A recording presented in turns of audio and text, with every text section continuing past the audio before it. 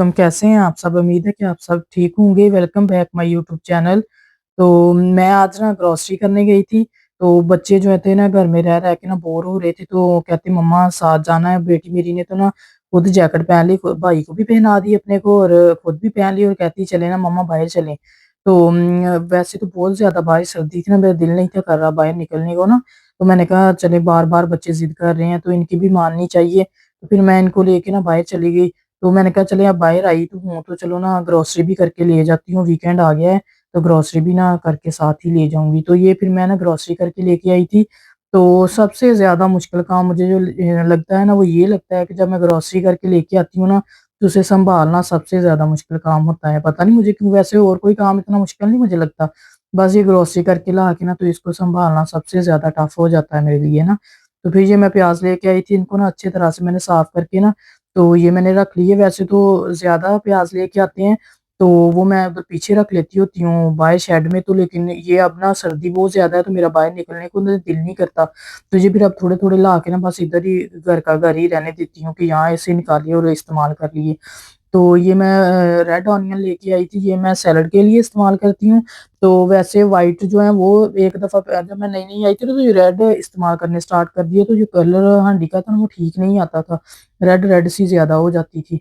फिर मुझे बाद में पता चला कि यहाँ पे ना वाइट इस्तेमाल करते हैं हांडी के लिए। जब आप नए नए आते हैं ना, तो बहुत ज़्यादा ऐसी मतलब चीज़ों का ना मुश्किलात होती है, सामना करना होता है कि कौन सी चीज़। सारी सी बात है, आप नई जगह पे आए हुए हैं, तो आपको हर चीज़ जो है नई देखने को मिलती है।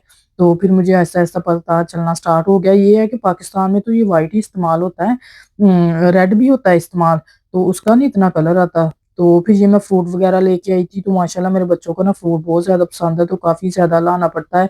कुछ मैंने फ्रिज में रख दिया था, और कुछ जो है मैंने इधर बास्केट में डाल के रख दिया था। जिनकी ज़रा लाइफ कम होती है वो फ्रिज में रखना पड़ता है, लेकिन फिर भी मैं फ्रिज का नहीं देती, वो बाहर निकाल के ना मैं, तो उसे थोड़ी देर रूम टेम्परेचर पे आने देती हूँ, फिर निकाल के देती हूँ। फिर ये मैं ड्राई फ्रूट लेके आई थी।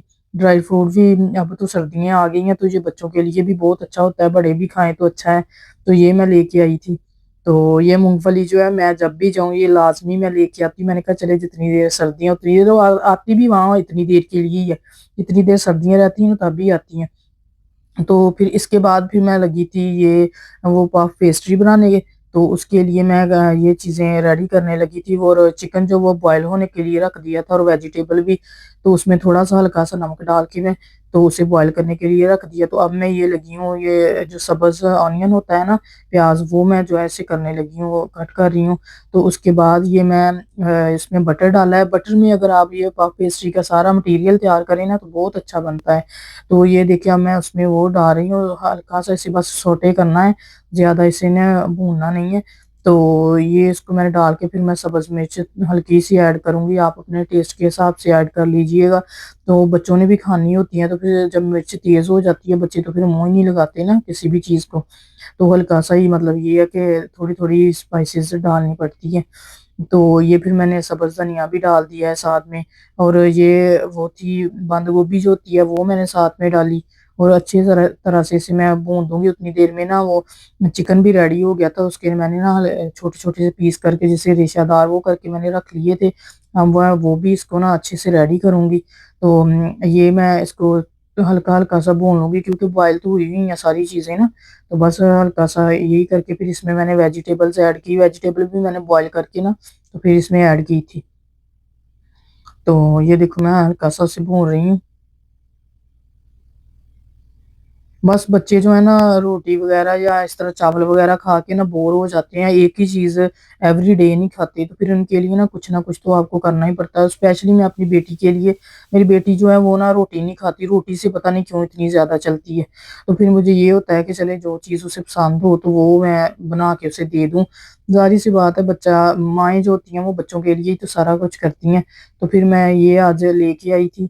फिर उधर मुझे एक आंटी मिल गई, उन्होंने जब वो मैं स्कैन करवा रही थी, तो उधर उसने ना खड़ी मुझे देखती रही, मैं बाहर निकल के आई तो मुझे कहने लगी कि ये जो पेस्ट्री आप लेती हो ना, ये ना हलाल नहीं है, आप ना और कहीं जगह से एज़रा वगैरह से ले लिया करो। तो मैं ऐसे कहूँ, मैं यहाँ से लेती थी, वो भी कहती हम ऐसे ही खाते रहे, हमें भी नहीं था पता। तो चेक भी कहती मैंने किया, लेकिन मुझे तो कुछ, मैंने किया चेक लेकिन मुझे तो ऐसा कुछ नज़र नहीं आया। मैंने कहा चले आंटी कोई नहीं, नेक्स्ट टाइम सही, नेक्स्ट टाइम मैं नहीं लूँगी यहाँ से। तो ये देखिए फिर मैंने इसमें चीज़ भी ऐड की थी थोड़ी-सी। तो ये होता है जब हम नए-नए आते हैं बहुत सी चीज़ें होती हैं जिनका हमें पता नहीं होता। हाँ, पढ़ के तो ज़रूर लेते हैं लेकिन फिर भी कभी-कभी कोई चीज़ मिस्टेक हो जाती है जिससे नहीं पता चलता। लेकिन मुझे इसमें कोई ऐसी चीज़ नहीं नज़र आई कि जो हम नहीं खा सकते ना। सारे इंग्रीडिएंट मैंने पढ़े थे ठीक थे। पता नहीं क्यों वो आंटी ने भी मतलब मुझे बता दिया ऐसे। चलें कोई नहीं नेक्स्ट टाइम मैं नहीं लूँगी।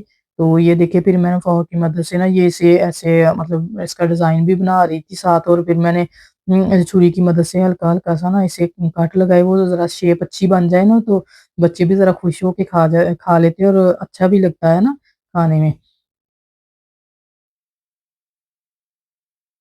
तो फिर इसके बाद जो है मैंने ना एक अंडा लिया उसको अच्छी तरह से ना मिक्स करके ना तो मैंने वो ब्रश की मदद से ना इनके ऊपर भी लगाया। वो अंडा लगाने का मकसद ये होता है कि चले ना इसके ऊपर कलर बहुत अच्छा आ जाता है ना, अच्छी लगती हैं चीज़ें ये ना। आगे देखिएगा ये बहुत ज़्यादा ना मज़े की बनती है और मज़ा भी आता है खाने में ना। तो डिनर में आज मैंने ना बच्चों को ये बना के दिया था, बच्चे तो बहुत खुश होके ये खा रहे थे ना। तो माशाल्लाह से स्पेशली मेरी बेटी जो है वो अच्छे तरीके से उसने खाया आज ना डिनर किया। तो रोटी तो उसको ये होता है कि जिस दिन उसे पता चल जाए ना कि घर में रोटी बन रही है तो उसने तो रोना स्टार्ट कर देना होता है, कि रोटी नहीं मैं खा सकती ना। तो फिर मैंने ये ना इसको 150 डिग्री की हीट पे ना इसे रखा था, तो 15 से 20 मिनट लगे थे, 20 मिनट आई थिंक लगे थे। तो ये देखिए है ना बन के रेडी हो गई हैं। तो यही थी आज की मेरी वीडियो। तो ये देखें इसका कलर देखें इसका क्या कितना प्यारा है। तो फिर मैंने बच्चों के लिए ये रेडी कर दिया। यही थी मेरी आज की वीडियो। अगर आपको पसंद आई तो लाइक शेयर ज़रूर कीजिएगा। अल्लाह हाफ़िज़।